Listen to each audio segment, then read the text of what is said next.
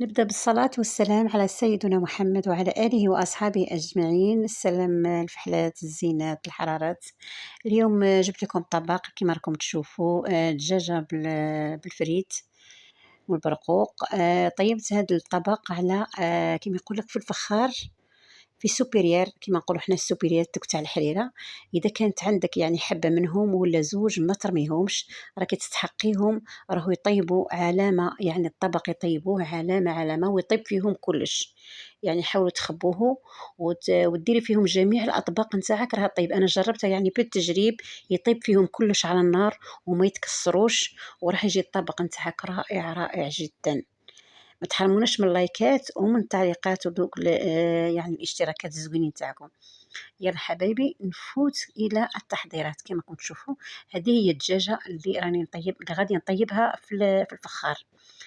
هنا راح نديروا لها كما نقول لك القوام نتاعها، يعني التتبيله نتاعها او الدغميره. هنا كما كنتم تشوفوا درت شويه حرور بارد، درت شويه كمون، شويه زعفران، شويه كركم، يعني كل التوابل اللي عندك حاولي يعني ديري بهم هاد التغميرات تجي رايعه.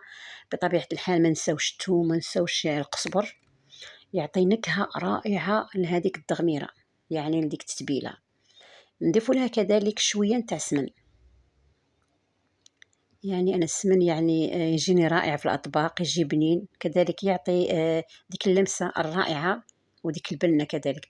هنايا نخلط الكل كما كنتم تشوفوا، يعني نخلطوه بيدينا باش يجي مخلط زين كما كنتم تشوفوا هنايا. وراح كذلك نشوف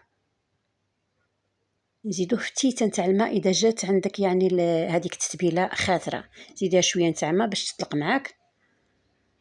وهنايا راح نحك كل هذيك الدجاجه، يعني كاع هذيك التتبيله، يعني كما يقول لك نسرحها في هذيك الدجاجه، يعني من برا او من الداخل، يعني نطليها من برا او من الداخل كما راكم تشوفوا. هنايا داك الشويه اللي بقى لنا نتاع ديك الدغميره نضيفوا عليه الرز، يعني طيبته نص طياب كما كنتم تشوفوا. الحبه راها على اختها، يعني طيبته نص طياب باش كي طيب الدجاجه ما يجيش معاكم كيما كي العجينه، يجي يعني الحبات مطلوقين. ديري له غير نص طياب وخلطيه في ديك البقايا نتاع ديك التتبيله. وراح يعني نديروه نحشو به هذيك الدجاجه، يعني نديروها حشوه لداخل ونخيطوها ولا تقبضيها بخيط، يعني هذاك الشيء يخصك، يعني اختياري. وهنايا نقبضوا السوبيرير كما كنتم تشوفوا، هذه هي السوبيرير اللي راح نطيب فيها اليوم هذا الطبق. ومن بعد نعاود كذلك نفرغ فيه ديك شويه تاع الرز اللي شاط، نفرغوه من الفوق. يعني تتبعتوا الخطوات خطوه بخطوه راح تجي معكم واحد الطبق رائع. يعني قلت لكم هذا السوبيرير ونعاودها طيب كل الاطباق. وهنايا نغطيها بالالومنيوم، يعني باش داك البخار كله يقعد تم، وديك البنه تجي رائعه رائعه رائعه جدا. هنايا الزينات راح ناخذ السوبيرير وراح ما راحش نديرها فوق النار، راح نديروها في الفور. يعني الطبق اليوم نتاعنا غادي نطيبوه في الفور وعلى الفخار. يعني تابعوا الفيديو من الاول للاخر باش ما تفوتكم حتى لقطه. وهنايا كما كنتم تشوفوا غطيتها وراح نفوتها للفور، يعني نحيت لي هذاك الغطاء مع الفور شويه صغيره، خليتها مغطيه الا بالالومنيوم كما راكم تشوفوا. ونخليها طيب على خاطرها، اكيد راح تجي روعه. وهنايا بعد الحبايب اللي طابت نحوها كما راكم تشوفوا. شوفوا الدجاجه كي راها طايبه وجايه رائعه والريحه راه طالعه معها رائعه. هنا راح نديروا ليها هذيك التبخيره، يعني ديري ليها هذيك الحجره وشعليها بالنار وضيفي عليها شويه تاع زيت الزيتون وغميها، راح تعطيها نكهه اكثر. وهنا كما راكم تشوفوا راني قلبت هنايا الدجاجه هنايا في هذا الاناء،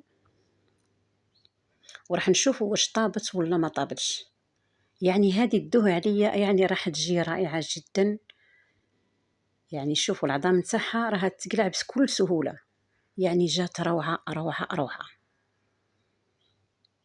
وهنا حبايبي بعد اللي درت داك الفريت كما راكم تشوفوا في داك الاناء، درت فوق هذيك الدجاجه وزوقتها بدوك الحبات نتاع البرقوق، وجا الطبق بنين وجاي شهي. وطيبناه غير على السوبريير تاع الحريره. نتمنى حبايبي يكون عجبكم الفيديو، وإلى فيديو آخر بإذن الله. دمتم في رعاية الله وحفظه، وبدون أن تنسوا دعمي بالجيم والاشتراك أكيد. راح نولوا في فيديو آخر. سلام.